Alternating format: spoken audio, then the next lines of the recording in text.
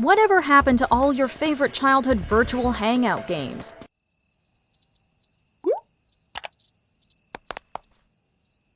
Roblox, perhaps the only enduring online social space from the 2000s, is marred in controversy regarding platform safety and the exploitation of its users. But these scandals have always surrounded internet role-playing games. In fact, millennials sort of served as the guinea pigs of the early internet, which was, at times, a scary and under-scrutinized place. What I've just seen makes me think this is a dangerous place for youngsters to be. Welcome to MsMojo, and today we're remembering 10 of the most prolific player-built communities that fell off the map. If I can chat here, hello. There's nobody. What infamous scandals contributed to their downfall? Where did all the avatars go? And could Roblox be next? Number 10. Toontown Online.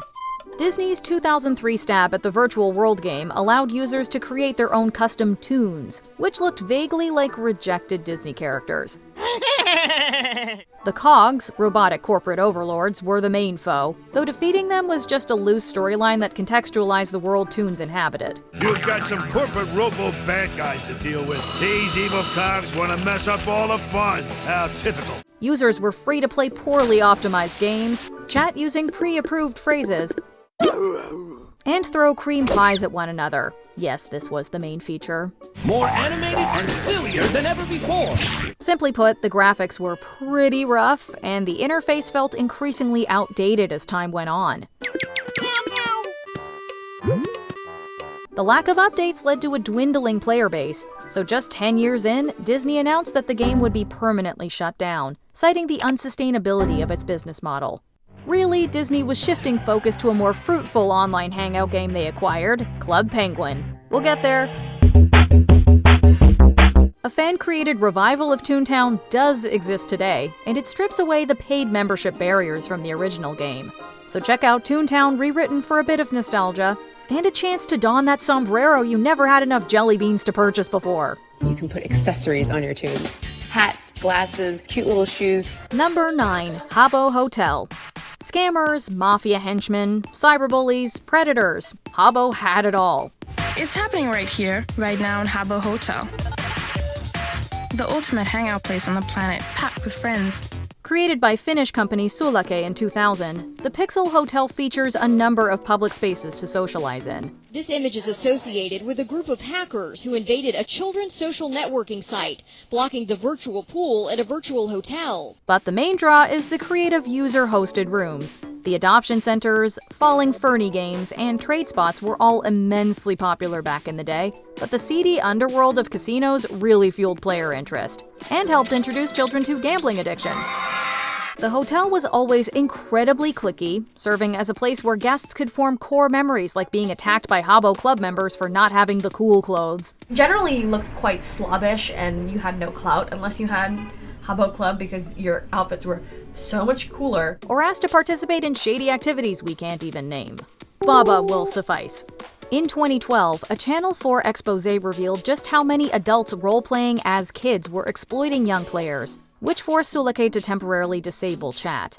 Now this is worrying, this next message, because he says, do you want to chat on MSN or Skype? Dirty boy, you don't need to be Einstein to work out what this is about. By 2014, casinos were outright banned as well. Needless to say, the hotel had plenty of vacancies soon after. At this point, you are all alone in this gigantic hotel? Well, not for long. Habbo still exists today, though a number of updates over the years have made it practically unrecognizable.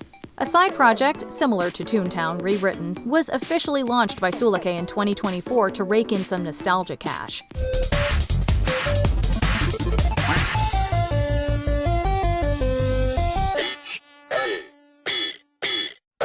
Habbos, now grown up, no longer had to beg their parents for coins. But just 6 months in, Habbo Hotel Origins was practically dead too. Today, the main hotel is overrun by agencies, which recruit and supposedly pay users to recruit other users. Basically, they tell you that you have to change yourself. They're trying to indoctrinate you so that you become one of them and they can control you like a robot. Yeah, it's basically a cult. It's unclear what these shady organizations even do, but they're a perfect metaphor for the corporate shell the game has become. Join the badge, wear the uniform, and you are in. Number 8. IMVU. Does anyone know what IMVU even stands for? Okay, apparently it's Instant Messaging Virtual Universe. IMVU debuted in 2004 as the sleekier, sexier 3D version of the social networking game fad. Emphasis on sexy, avatars were curvy, scantily clad models that probably had no business being as provocative as they were. Marketing clothes like Baby T Bad Kitty to its young teen audience was the choice, and a number of updates over the years have left avatars looking more like Bratz dolls with voluptuous, maxed out features. This is her. I gave her the bust down middle part 613. Since the game always leaned into the romance angle, it eventually evolved to incorporate an access pass that requires 18+ age verification. However, with free-to-play elements becoming paid luxuries, bots swarming the game, and users spending half their time begging for items off their wish list, it's easy to see why IMVU lost a ton of players. Also, another reason why I think it's dead is because you have to unlock all this Like, it costs so much money to unlock the marriage packages. It's still up and running, but has developed a reputation for being a creepy teen dating game that would benefit from a lot more moderation. It's safe to say that the recent discontinuation of their customer service line might be an indication that the game is doomed. Welcome to the IMVU Help Center, your one-stop shop for getting the help you need from the community and IMVU customer support.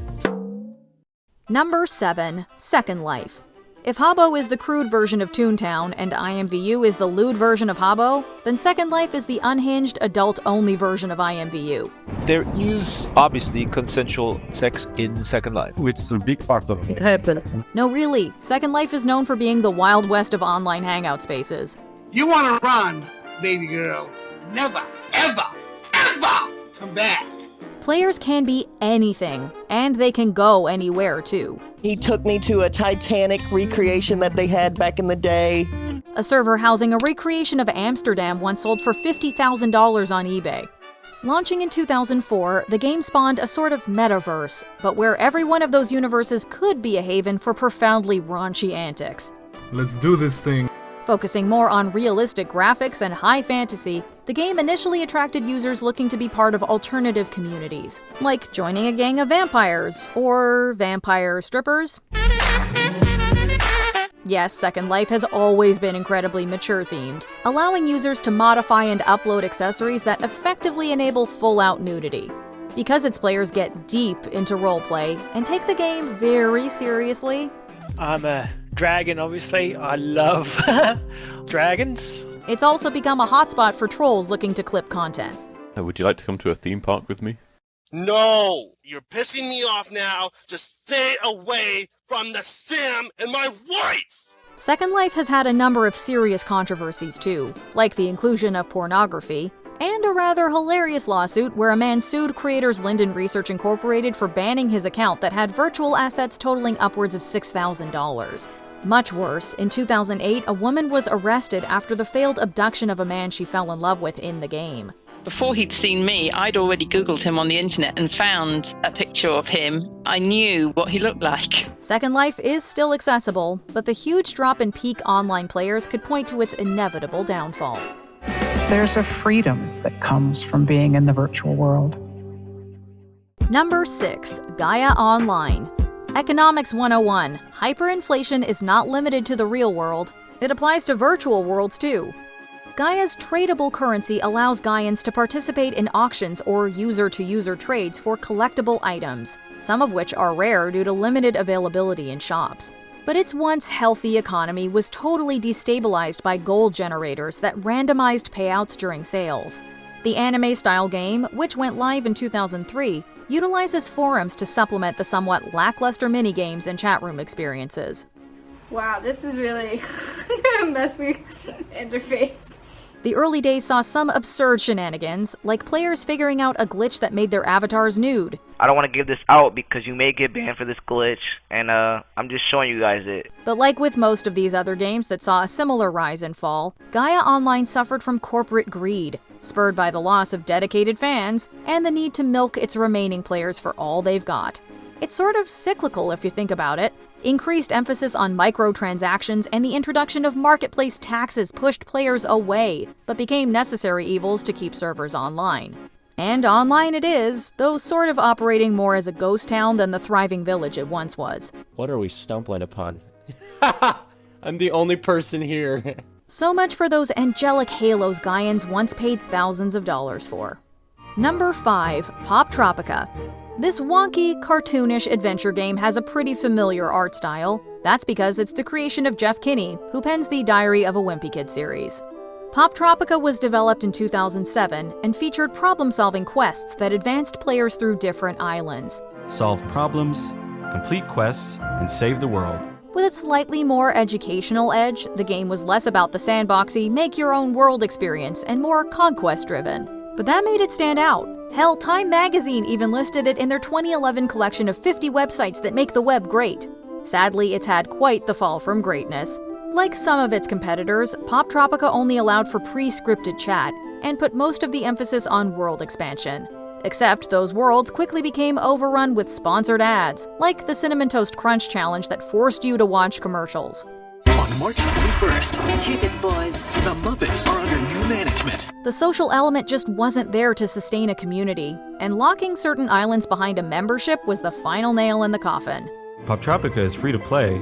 However, members get early access to new islands and other fun extras. The entire company behind the game shuttered in 2024, and Poptropica was ported over to coolmathgames.com.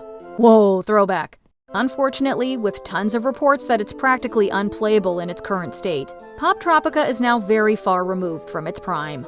With no new islands coming out, perhaps it's time to rebrand as Floptropica. Welcome to Floptropica. Number 4. Meez. On the other end of Time magazine's ire, Meez was named one of the top 5 worst websites on the internet in 2007, right next to Second Life. This distinction was probably pretty accurate, considering it was taken offline with absolutely no warning roughly 10 years in. The Meez Nation was established in 2006 and allowed residents to visit different hoods to chat. It was a safe space for self-expression if you were in your emo phase at the time. Though to be honest, the graphics were pretty terrible. Avatars looked like uncanny sleep paralysis demons that were accidentally generated by a corrupted AI. Is he real? I don't think he's real. Oh my god, what a creepy face. That's gonna haunt me forever. The already sluggish animations were routinely bogged down by hacks and exploits. There were even entire YouTube markets for tutorials on gaming challenges for greater rewards.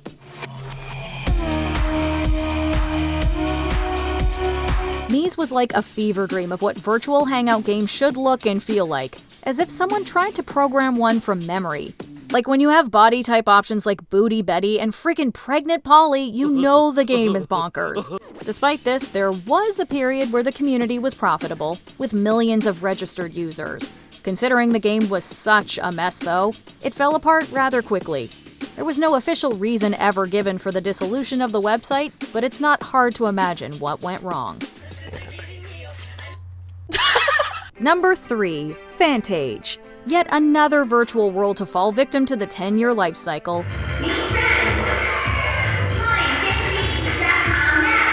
Fantage was a cutesy roleplay game with Japanese aesthetics. Founded in 2007, the world offered more parent-approved features like word filtering and in-game reporting systems. But that didn't stop the kawaii Fantagians from causing as much chaos as conceivably possible. The thing is, scammers would do this to get the item they wanted, and then kind of dip. Similar to Gaia, users experienced somewhat of a virtual recession thanks to the crashing in-game economy. As a result, players were willing to resort to extremes like trade scams and straight-up account hacking to loot funds. Now, there was a pirate roleplay game out around this time, but piracy seeped into the cherubic fantasy world of Fantage too. To make matters worse, employees at the company behind the game began speaking out about toxic workplace conditions. So really, nobody was coming to these poor kids' rescue. With morale down the drain, the shiny veil lifted to reveal a pretty ugly community of cyberbullies. Digital famine can truly bring out the worst in people. With development priorities totally mismanaged by disgruntled staff members, and Fantasians becoming more trouble than they were worth, the game was shut down in 2018. Fantage had lost its charm. No one was making friends or having fun. Everyone was in it for the items. Number 2. Webkinz. Remember begging your parents to buy you a new Webkinz plushie so that you could use its digital access code to extend your online membership? The secret code that unlocks Webkinz World. Coolest thing is everything Webkinz. Get a parent's permission before going online, each sold separately. Toy company Gans was smart enough to launch the Companion World in 2005 alongside its stuffed animal line, where you'd play as the pet you purchased. Genius! Well, that is until the bubble burst. What's the coolest thing about Webkinz? So many pets to choose. A few years into launch, the physical toys themselves became less sought after. So in order to keep kids online, a freemium model was developed, allowing continued, albeit limited, access to the game. Deluxe membership has arrived. When your parent signs you up at the e-store, you'll start getting great new benefits right away. A special hat to let everyone know that you're deluxe. Webkinz can be defined in eras.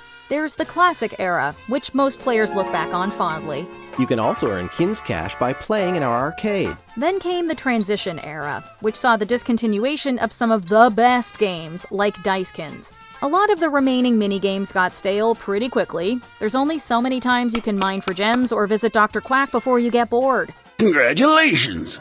Looks like you found yourself a gem. You can keep that gem for your collection and try for that legendary Crown of Wonder. Because the game was aimed at very young children, social features were limited. As players began to age out, or simply tire of the limited gameplay, Gans cooked up a successor, Webkinz Next. And no. Just no. There's another way to play Webkinz, in 3D, with exciting new pets and features, including babies. This is the era of Webkinz that turned fans away for good. The charm was gone, the interface was clunky, and it was abundantly clear that this was not the same game players fell in love with. I can walk through chairs now. That's new. It's another case of poorly animated 3D graphics managing to look worse than the timeless 2D style. By 2019, the plush pets were discontinued, and as of today, the game is effectively a relic. Before we unveil our top pick, here are a few honorable mentions. Cue nostalgic montage. In Build-A-Bearville, you can bring your furry friends to life online for free. Pixie Hollow. Get out there and show your pixie pride. Movie Star Planet. You can create your own movie star or music star. Join today and receive 1,000 Neopoints for free.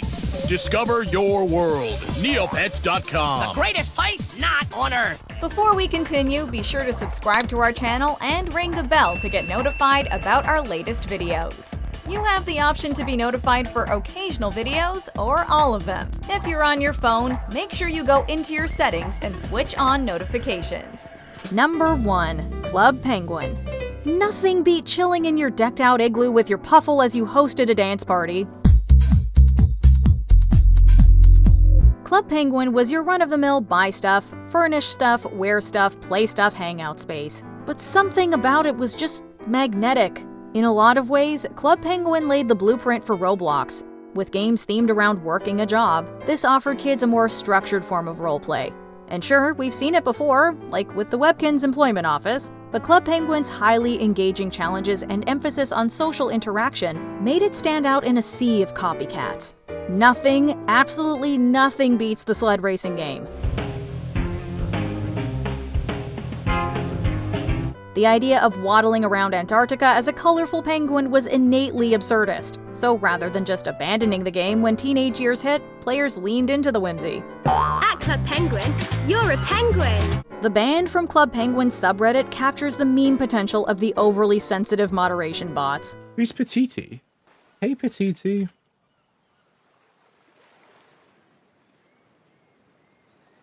But considering everything we've learned, the downward trajectory of the game is rather predictable. It's profitable, it peaks, it's acquired by Disney, it's corporatized. It bleeds its residents, it dies, it launches a horrifying 3D sequel. That dies too. Though the 2005 game is now defunct, and a number of fan-made reskins just can't bring the magic back, we can still look back fondly on the memories made before that final shutdown.